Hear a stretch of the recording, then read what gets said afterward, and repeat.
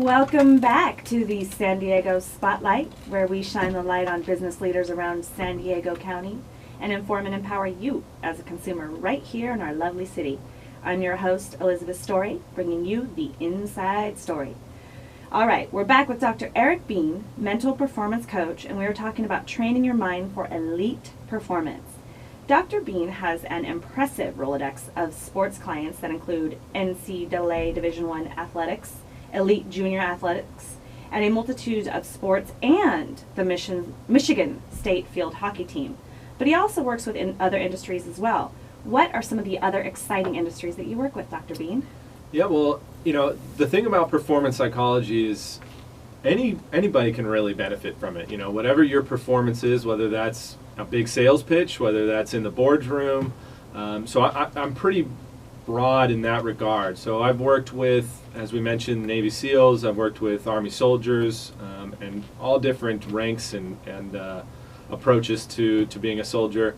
Like we mentioned, surgeons, and then of course athletics as well. So I really want to talk about the SEALs. Now those are people who have pushed their body to the limits of what you can physically do as a human being, and they actually have to do that to become a Navy SEAL. How is it different working with somebody that has to go to such extreme limits?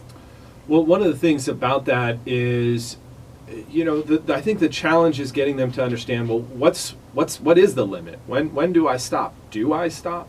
How do I decide when is it right to push and when is it right to back off? And I think the Navy SEAL training program, they do a great job of getting people to understand you can do more, you can do more, you can do more. And then once that individual becomes a member of that team and understands that, then they learn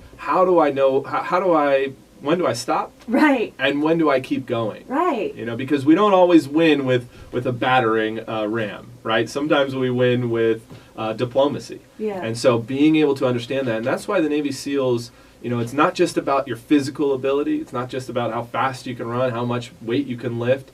It's also about how intelligent you are. Right. How well you can handle tough decisions, right? Moral decisions, ethical decisions, all of those things, and do it quickly and do it confidently. So you help train the mind also to make those mental decisions and make them faster. Absolutely, right. Can you tell us a little bit about that process? How do you train the mind to become faster? Well, one of the things that you do with that is certainly it's experiential, right? And so we set up certain conditions and certain experiences so they get to practice in a relatively safe environment, doing them faster and faster and faster and faster. And we train, one of the things with Navy SEALs and with surgeons is, what are you attending to in your environment? A lot of times people attend to irrelevant information in their environment. The noise. And the noise, exactly. That's a great way to put it. And so when I'm attending to, or you're attending to, irrelevant information in the environment, that slows down your process. That slows down your ability to determine the best course of action, to make a decision, and so on. So one is recognizing, what am I attending to, and is it relevant to what I need to attend to, or is it irrelevant? And then being able to, sift through the noise, ignore the distractions, and focus on what's critical to my mission, what's critical to my performance right now. Okay, so I'm envisioning this right now, like where everything else becomes black and all you see is that object you need at the end of the road. Yep. And getting those synapses firing and training your brain to just focus just like that on that object. So now I know working with SEALs is different with other clients, and you do work with athletes, and athletes do need a lot of mental fortitude as well. What's your favorite sport that you've worked with so far? Oh, that's my favorite. That's a tough one. I've got quite a lot of experience with Michigan State field hockey, as we mentioned. I'm passionate about golf, so I love working with golfers. I think that is an incredibly challenging and mental game. So, if I was forced to pick one, I would probably say golf for the individual side. I know I'm not picking one, and field hockey for the team side. All right. So now you also have a captain leadership development program. So is that a program where you're teaching the coach how to teach the captain of the team? So that's a very dynamic program. Can you explain that to us? Yes, absolutely. I think one of the things that is often misunderstood about leadership in general is that, it is the leader the person that's the best on the field? And that's just not always the case. Right. Are they the person that's the most vocal? Hey, maybe they could be the most vocal, but getting the players to do the wrong thing, that's not going to be what we need. So I think a lot of times coaches are so busy that I wouldn't say they haphazardly pick a captain, but it's somebody who they think would be good, and they put the most popular. The most popular, right? They put the C on their jersey, and they go from there. But it's really, what are the expectations of a captain? Right. What do you want them to do on the field? What do you want them to do off the field? How do you want them to do it?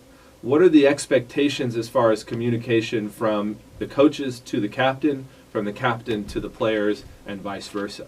So that's a multi-level program. What would you say, how long would you have to commit to a program like that before they really start seeing some great results? That's a great question, and I think it's a challenging question because it's not just we've got 3 months and they're going to be a strong captain. I wish it was that simple. Right, because everyone's different. Right, and it just depends on where we come in. So if it's a high school team, sometimes those things can take a little bit longer. If it's a college team, it depends on what are the relationships and how they exist right now. So what role have they identified themselves as before they become a captain?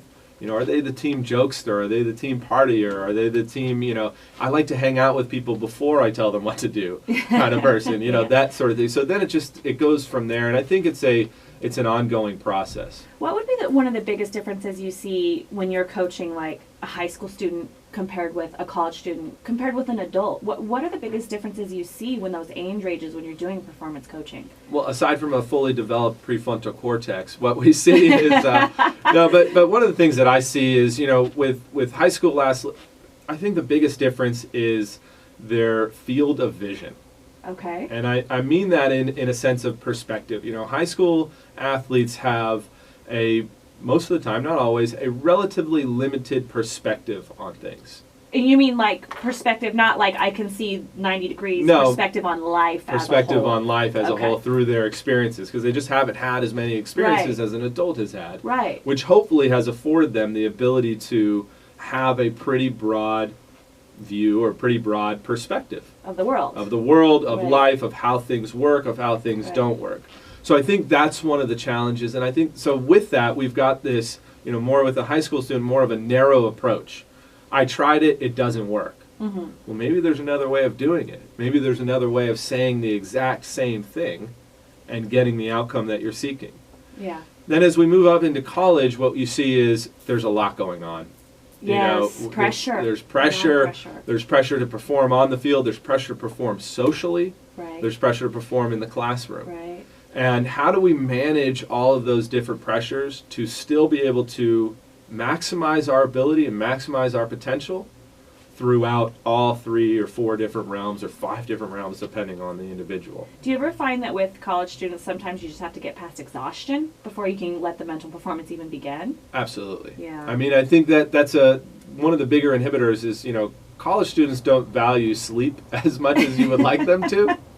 And so they don't really quite understand how impactful sleep and sleep deprivation can be on performance. Right, because I mean it really does mess with your head. It doesn't just make you physically tired. It messes with your head. You start, like, you lose the ability to focus, like you said, which is so incredibly crucial to this kind of performance training. And your cognitive processing slows Right, down. right.